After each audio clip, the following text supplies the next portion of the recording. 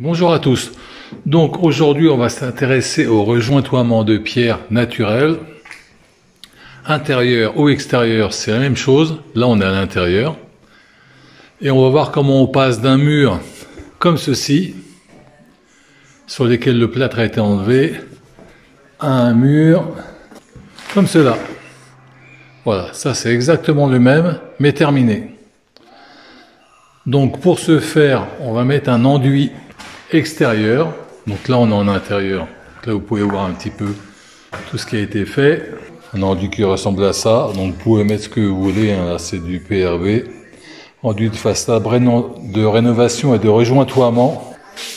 Si vous trouvez le même pour tyrolienne ou même pour machine, bon, pour du rejointoiement c'est pas trop important. En cas inverse, oui. Si vous voulez faire un mur de parpaing en pierre moderne, il faut prendre vraiment de l'enduit pour façade moderne parpaing. Mais là, pour rejointoyer, c'est moins important. Donc là, enduit de façade, rénovation et de rejointoiement. Donc c'est exactement ce qu'il faut. Blanc cassé, il y a plusieurs couleurs. Vous avez beige, brique, etc.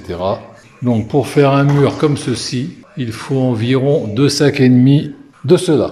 Alors le sac, il coûte 11,30 € je crois. Donc vous avez pour moins de 30 €. Alors si vous faites faire ça par un maçon, ils vont prendre un minimum une journée voire deux. Donc ça sera entre 400 et 1000 €. Vous faites vous-même, ça sera moins de 30 €. Donc on se retrouvera tout à l'heure, un peu plus tard, demain même je pense, pour la préparation. Donc en préparation, il faut mouiller les murs. Donc j'utilise un pulvérisateur jardin de 5 litres. Pour un mur comme on vient de voir, je vais mettre entre 15 et 20 litres. En fait, il faut passer de l'eau entre les pierres, comme ceci, pour enlever la poussière, pour qu'il y ait une bonne adhérence et pour éviter que la pierre aspire l'eau de l'enduit, ce qui le ferait fissurer. Voilà. Donc moi je passe bien entre les pierres et c'est dégoulinante.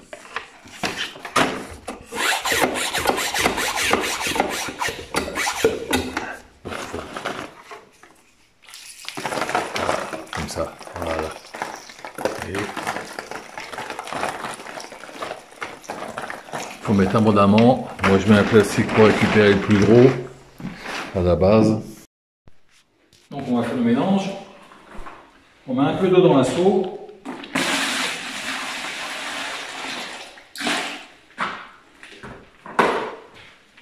On met un peu d'enduit.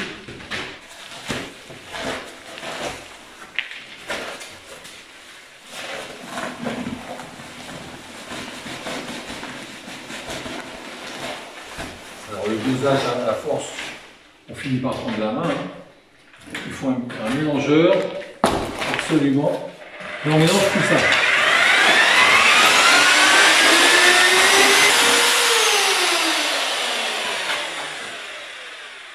Donc là, il est au-dessus du seau. Donc là, on a mélangé, on regarde et on voit, c'est trop liquide. Alors quand c'est trop liquide, on rajoute un peu de produit.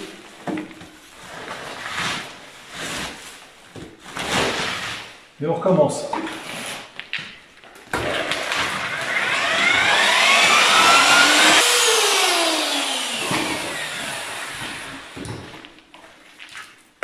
On regarde de nouveau. C'est encore un peu trop liquide. Donc on rajoute encore un peu de produit. Donc je vais mettre deux poignées. Ça devrait aller.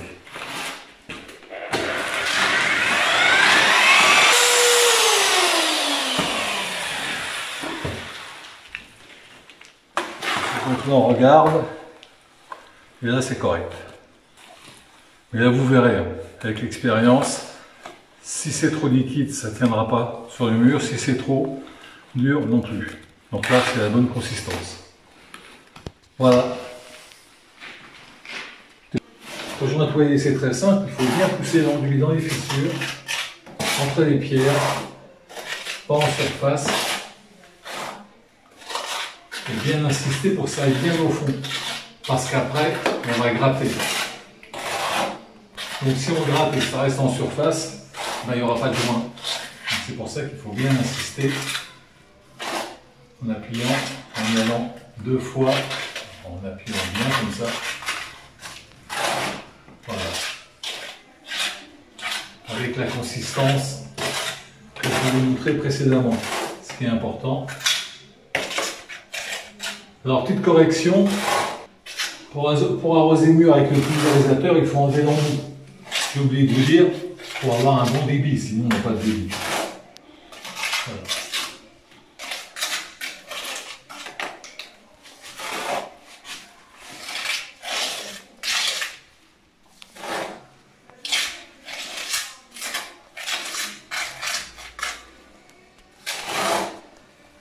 Comme ceci.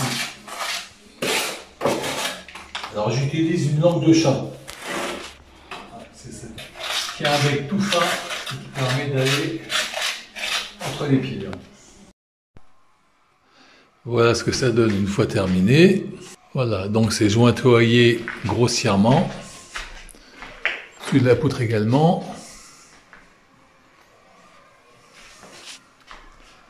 Voilà, donc je vais attendre environ 5 heures, de temps que ça tire un petit peu. Donc là, on peut voir que c'est encore un peu frais. Et après, je brosse avec cette brosse métallique avec les dents bien écartées pour éviter que l'enduit vienne saturer la brosse. Bon, ça après plusieurs essais, hein. Donc on va faire comme ça, voilà. Une fois que les joints sont creusés avec la brosse, je passe une éponge pour les lisser et en fait je laisse l'enduit couler un petit peu sur les pierres, ce qui va les blanchir. En fait, c'est la chaux que contient l'enduit qui va blanchir un peu les pierres. Si vous les lavez bien, vous retrouvez les pierres plus foncées dans leur état qu'on voit là actuellement. Donc on va mouiller l'éponge. Alors je laisse à peu près 50% d'eau dedans. Puis en fait je lisse les joints en laissant sortir un petit peu d'eau. On voit que ça coule. Et c'est fait exprès. En fait les joints sont lissés. Il y a la chaux qui sort, qui coule et qui va blanchir les pierres. Donc si vous ne voulez pas que ce soit blanc, il suffit juste de rincer. Et on peut faire ça uniquement à l'intérieur. Parce que à l'extérieur, avec la pluie, ça va rincer tout seul et vos pierres ne resteront pas blanches. À l'intérieur, il n'y a pas de problème, évidemment. Donc nous, on a fait comme ça partout dans la maison. Voilà, il suffit juste de bien lisser les joints. Et en fait, avec la chaux qui se colle sur l'éponge, vous essuyez les pierres et en même temps, vous mettez... Donc voilà, c'est terminé. J'ai fini de passer l'éponge. Donc là, bien évidemment, c'est encore foncé. Il faut le temps que ça sèche un petit peu, ça va blanchir. Aussi bien les joints que les pierres. Donc au-dessus de la poutre également. Voilà, bon, c'est du travail, mais le résultat est pas mal. J'essaie de m'avancer un petit peu pour que vous voyez un petit peu ce que ça donne de près. Bon là c'est pas encore blanc, il faut que ça sèche. Voilà. Bon bah écoutez, j'espère que cette vidéo pourra vous servir à faire vos travaux chez vous, contribuera à l'amélioration de l'habitat et je vous dis à bientôt. N'hésitez pas à vous abonner si vous voulez suivre mes aventures. Merci, à bientôt.